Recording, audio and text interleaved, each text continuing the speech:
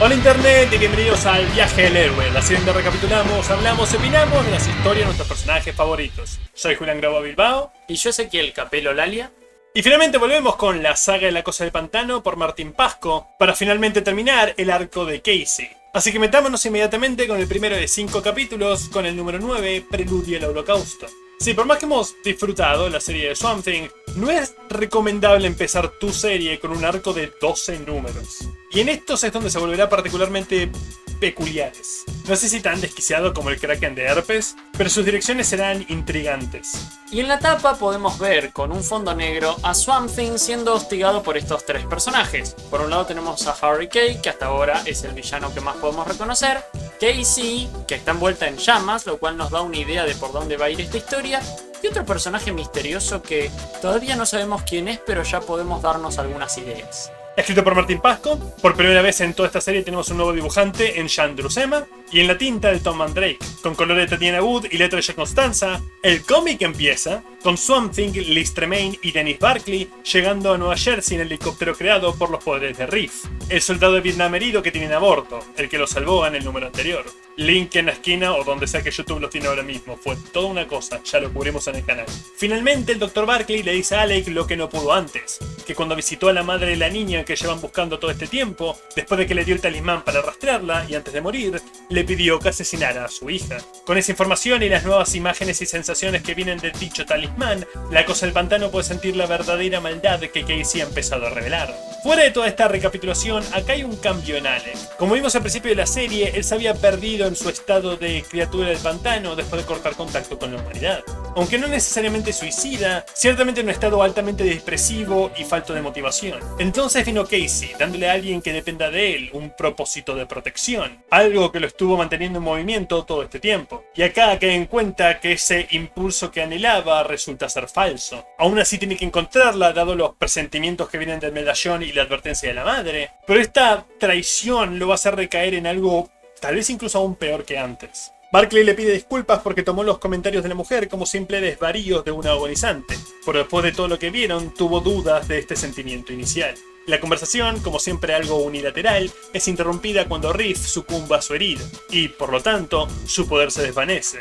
El helicóptero se desintegra y los deja en caída libre sobre el mar.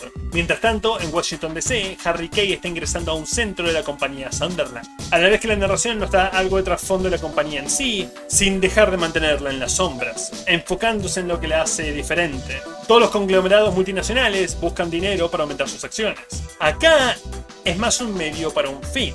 Ambición por ambición en sí es su búsqueda. Cosas que hagan aumentar su estatus colectivo más que lo que les devuelva beneficio monetario. Aunque por supuesto a veces las dos se cruzan. Algo muy interesante de este texto es que nosotros estamos acostumbrados en esta época, no sé si a glorificación, pero cierta aceptación de la política norteamericana como algo bastante decente. Sin embargo, en este texto en particular, parece que da por hecho la corrupción y la avaricia como algo natural. Es decir, dentro de lo que Pasco nos está contando, una empresa como Sunderland no es algo tan desquiciado. Es una buena forma de explicar todos los bizarros experimentos que le hemos visto hacer a la compañía. Su búsqueda es poseer algo que los demás no necesariamente para tirarlos al mercado. Por un desliz del dedo cuando tiene que ingresar un código de acceso, Seguridad aparece para detener a Harry y él, después de identificarse, les entrega el cuerpo quemado, pero todavía vivo, de Paul Feldner, mintiéndoles al decirle que es un empleado de Sunderland para que le den el tratamiento que vimos en el 5º número, sintonizarlo con un receptor artificial y que éste reciba el daño mientras él se cura. ¿Cómo llegaron acá si la última vez que los vimos estaba siendo quemado vivo por Casey? Lo veremos en un par de páginas. Y no se me ocurre ninguna interpretación de por qué no simplemente abrir con ella. Además de que este es un número altamente expositivo y quería hacerlo un poco más dinámico. No poner la escena más intensa al principio que después haga que el resto del número se sienta más lento. Y como es costumbre en esta serie, vemos los nombres de los creadores del personaje en algún lado. En este caso se tomaron más su tiempo y está en el teclado en el que erró el código Kate. Otra cosa interesante a mencionar es que la tapa nos mintió un poquito, porque si bien ya nos damos cuenta que el personaje vendado es Feldner, nunca va a estar en situación de atacar a Swamp Thing. Los protagonistas llegaron a la orilla de Jersey Shore, y aunque no pueden cargar con el cuerpo de Reeves hasta su siguiente destino, por lo menos le dan una semblanza de entierro antes de seguir adelante. De vuelta con Kay, Milton Grossman, su compañero psíquico, se metió a escondidas a la base junto con él, poniendo algo nervioso al primero, pero es necesario que esté adentro mientras Fellner se recupere. O eso dicen, realmente no sé por qué está acá más que para exposición y recapitulación. Hablando de eso, tenemos un reconto de cómo funcionan los receptores cuando Kay tuvo que usar uno al salir de la acelería incendiada del segundo número. Y pasamos un flashback a la mitad del número anterior, el momento en que Karen Clancy prende fuego al productor que tenía secuestrado. Comunicándose a través de Milton Grossman, explica que ha descubierto que Fellner no era la persona que buscaba. El discurso de Casey es elegante y técnico, porque técnicamente no es suyo. Ella es muda de nacimiento y en consecuencia el centro del cerebro que controla el discurso se atrofió por desuso.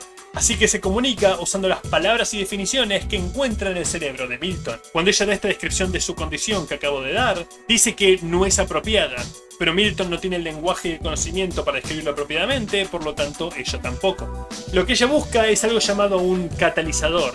Alguien con poderes como los suyos, los cuales pueda drenar y tomar para sí. Creyó que era Fellner por los rastros del demonio que lo poseyó en el número 4. Por si no se dieron cuenta, si no estuvieron siguiendo la serie con nosotros o leyendo al mismo tiempo, tal vez deberían darle una repasada. Pero al darse cuenta que no tenía eso que buscaba, simplemente drenó su fuerza vital, usándola para volverse más fuerte físicamente y acelerar su crecimiento. Y acá tenemos un recurso que es excelente. Y vemos durante 4 cuadros a Casey acercarse y a la vez crecer en tamaño y en edad. Estos 4 cuadros son consecutivos, pero el cuerpo de Fellner es común a los 4, es decir, es un elemento compartido. Y ya que mencionamos varias veces lo difícil que es poder hacer transformaciones y cómo se mueve la ropa, especialmente cuando hablamos con Changeling, acá tenemos un ejemplo muy realista, ya que a medida que va creciendo hay una tensión en los detalles y la ropa va quedando apretada y se va rompiendo. Y ella detecta entre los secuaces de Kay a alguien que sí puede usar: David Marks. ¿Quién carajos es ese David Marks? Al parecer es otro agente de Sunderland con poderes psíquicos que Harry Kay trajo, pero literalmente aparece de golpe en este cuadro. No estaba ni en la página anterior y ciertamente no en el número anterior. Esto me lleva a una teoría que la razón por la cual este arco es tan largo es que sufrió varias reescrituras. No podré hablar bien de detalle hasta la revelación final, pero ténganlo en mente. Mi suposición para esta escena en particular es que originalmente iba a ser Milton Grossman, pero decidieron cambiarlo al último minuto por un personaje tan menor que literalmente se lo sacaron de la nada. Ella ofrece perdonar al productor si a cambio le entregan a Marks, el cual va voluntariamente para salvar la vida de Paul. E incluso le dan este gran discurso como el sacrificio de un héroe, y realmente no pueden vendértelo. Porque se siente que te perdiste un número que te explica por qué de golpe este tipo es clave para el plan maestro del antagonista principal. Casey aborda el avión con este tal Marks y termina el flashback. Grossman en el presente le pregunta si hubiera sido mejor dejar a Fellner morir para matar a la chica, pero Kay le asegura que no estaban preparados para lidiar con el poder que ella había acumulado, y al salvar a Fellner, pueden conseguir la información que adquirió durante su tiempo como rehén, con el cual poder hacer caer a la niña vuelta mujer y finalmente abandonar esta compañía que tanto odian. Por supuesto, esto había sido medianamente establecido en los 2 números del barco. Harry Kay solo está en Sunderland para agarrar a Casey, no le interesa a Alec. Lo cual, a diferencia de Marks, se siente bien planeado. Grasp era el que lo había atado al aserradero. Kay estuvo todo el tiempo enfocado en la niña, y le da una buena recontextualización al diálogo de él saliendo del aserradero en llamas. En ese entonces pensamos que su venganza se refería a Swamp Thing por prender el fuego, pero ya sabemos que era porque la compañía lo forzó en esa situación, y todas las atrocidades que tuvo que cometer ese hombre para poder ascender a una posición donde tenga los recursos para poder lidiar con Casey. Desafortunadamente, su deseo de traición fue escuchado por su ex compañero con quien secuestró a Alec y a Casey en el segundo número, Walter Grasp Ellenbach, que de alguna forma sobrevivió su caída en la caverna y ahora está espiándolo para el general Sunderland. Grasp será la peor parte de todo este final, pero en su debido momento. En un hotel en Nueva Jersey, los protagonistas se limpian y toman un respiro después de días corriendo de un lado a otro. Swamp Thing más que nada intenta mantenerse húmedo por recomendaciones de Dennis, pero la moral está por los suelos. Usando su talismán, puede sentir la maldad de la que creyó que era su compañera crecer. Cada vez tiene una menor necesidad de ocultarla y puede en una visión ver su viaje hacia Alemania. Para poder sentir lo que está sintiendo Swamp Thing en este momento, Duursema nos propone hacer un acercamiento a sus ojos y hacer automáticamente una transición sin Gutter a lo que él está viendo. A Liz le preocupan esta conexión y visiones, mientras que la presión por estar constantemente siendo perseguida continúa carcomiéndola. Mientras estaban higienizando los personajes, Liz decidió teñirse el pelo con negro cuervo, por eso a partir de ahora vamos a ver que cambia, no es un error de color. Pero por otro lado sí hay algo que parece un error, y es que Dennis se está afeitando. El tema es que ya estaba afeitado, uno diría que es para evitar que le crezca la barba, a excepción de que a partir de ahora, a lo largo de las siguientes partes de la historia, va a tener un bigote, así que cuando Dennis se afeita, le crece un bigote. Y vale la pena aclarar que sabemos que solo pasaron 24 horas porque Harry dijo que ese es el tiempo que iba a tardar en poder curar a Paul. Dennis teme que Alec esté al borde de un colapso nervioso por esto y la enfermedad que le está costando la vida, la cual no cree poder curar, y Swamp Thing, al haber entendido la verdadera naturaleza de Karen, es abrumado por la depresión, incluso considerando pedirle a Dennis que deje de buscar una cura y lo deje morir o incluso entregarse a Sunderland. Y después este último cuadro de esta escena le va a dar a Swamp Thing muchísima expresión, y sin ninguna duda es lo más expresivo que lo vimos hasta ahora. Después de que Swamp Thing menciona entregarse a Sunderland, pasamos allí en la mañana siguiente, con Grasp dando su reporte al general Sunderland, el cual le ordena a gritos que termine su misión inicial y mate a la cosa del pantano, puesto que es parte de un contrato con un cliente muy importante. Una vez asentado eso, pasan al tema Kay, buscar evidencia que confirme su traición y cómo lidiar con él, dado que es un agente muy popular y destacado con los accionistas, al cual volvemos a seguir, infiltrándose fuera de sus áreas permitidas para ir a buscar al productor, ya recuperado de sus quemaduras. Durante todo esto, Grossman se pone en contacto con él, le informa de la conexión que Holland todavía tiene con Casey y que los tres protagonistas se dirigen hacia la antigua clínica de Barclay, donde creen que tienen a Feldner por la misma razón que Kay lo está buscando ahora: información.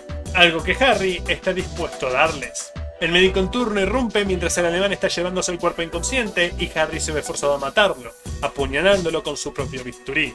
Volviendo a Grasp y Sunderland, que justo se pusieron a hablar del productor. Volviendo es un decir, ya que en realidad son dos cuadros de texto, pero Dursema, para poder saber quién está hablando, decidió dibujar a los dos personajes dentro. Y también teorizan que Kay pudo haberles mentido sobre el estado de fallecida de Elizabeth Tremaine, a la cual, a través de un obituario en el diario, pasamos. Algo importante a tener en cuenta es que el diario es de la marca Variety, y esto es extraño porque solemos ver en las historietas de superhéroes, por lo menos lo que DC Comics respecta, que no suelen ser marcas de empresas reales. En este caso sí, ya que es una de las revistas más populares de Estados Unidos. Para una historieta que usualmente tuvo muchos problemas con esto, este es un gran montaje para la exposición de manera dinámica. Nos muestran lo que busca la compañía, lo que la compañía sabe, lo que está haciendo Kay y concluyen lo que está haciendo nuestras protagonistas. Pero todo es de manera entrecortada, pasando de un lugar a otro constantemente como en zigzag. Y como estuve notando durante toda mi descripción, las transiciones son las conversaciones en sí. A la mañana siguiente, Swamp Thing y los otros protagonistas llegan a la ex clínica Barclay, ahora abandonada, donde en su interior, Milton Grossman y otros de los empleados de Kay los están esperando. Alec lidera la irrupción. Con un recurso visual distinto podemos ver a Swamp Thing pasar de una habitación a la otra rompiendo la puerta. Esta puerta en realidad no está dibujada del todo, sino que es representada por un guta. Eso nos da una transición entre cuadro y cuadro espacialmente exacta. Empiezan a buscar registros de dónde pueden haber llevado los pacientes y por ende a dónde puede estar Paul, pero aunque encuentran archivos, no es sobre los antiguos internados, sino sobre Harry Kay, o mejor dicho, su nombre real, el criminal de guerra nazi llamado Dr. Helmut Krippmann.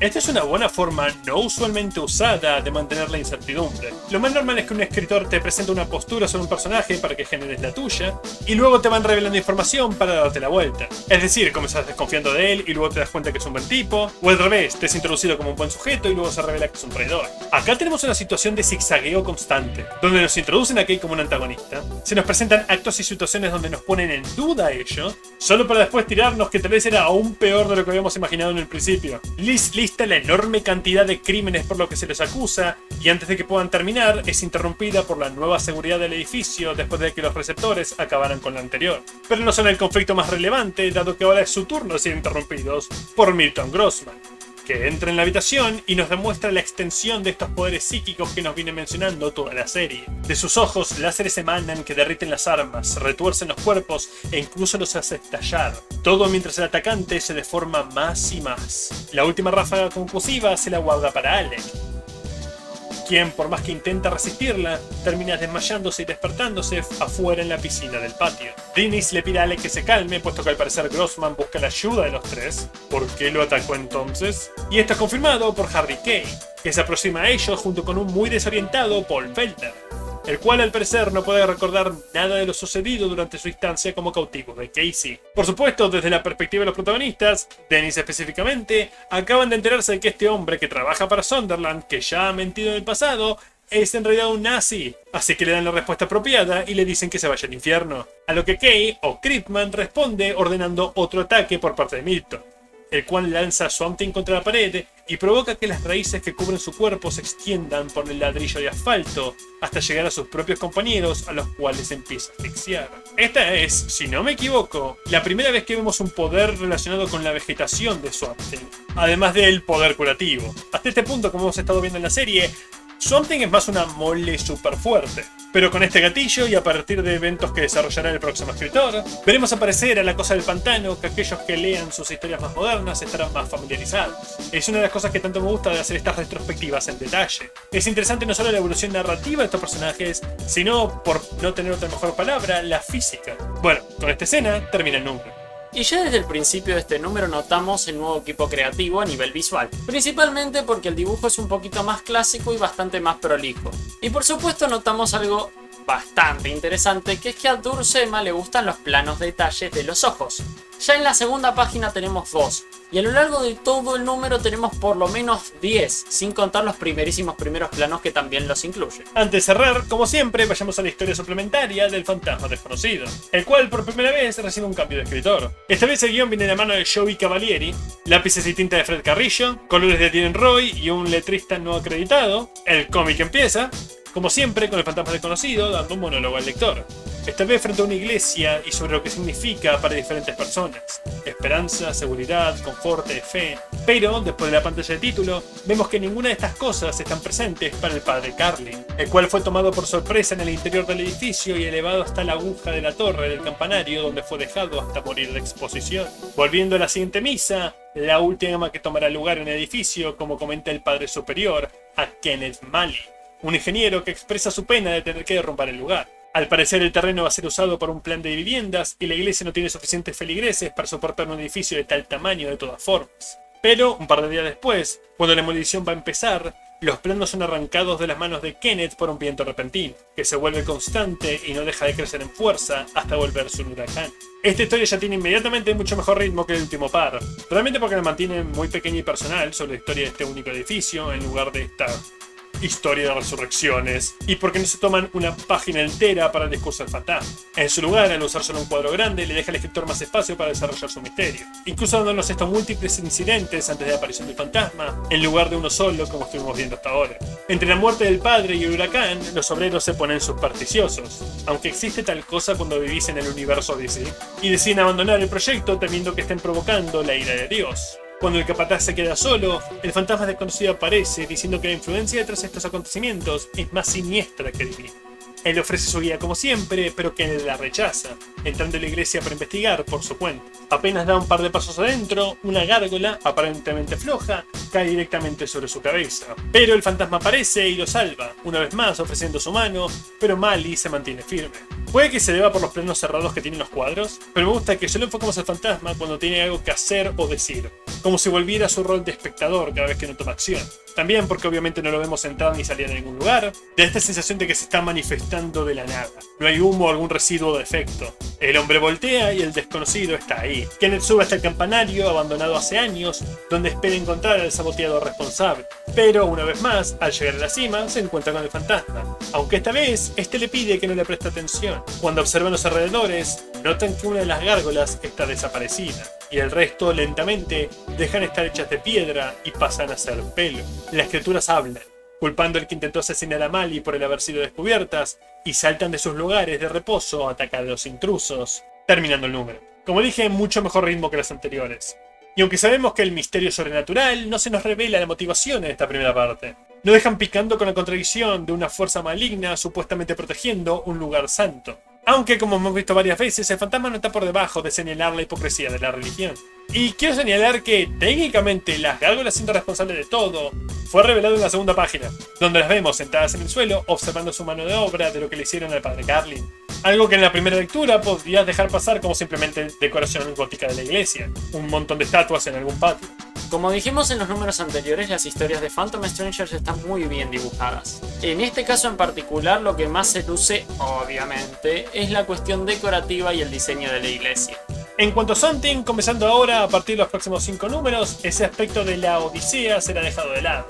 Esta cosa de ir a un lugar, encontrarse con un obstáculo, resolverlo y moverse al siguiente. El objetivo de esas historias menores era que Pasco pudiera introducir a los diferentes jugadores de esta historia mayor detrás de escenas. Casey Kay, Liz, Grasp, Tennis, Sunderland y Grossman se fueron construyendo de manera lenta pero efectiva en un cast que ahora entra en conflicto unos con otros, en esencialmente 4 bandas diferentes. Y la página destacada de este número va a ser la 15.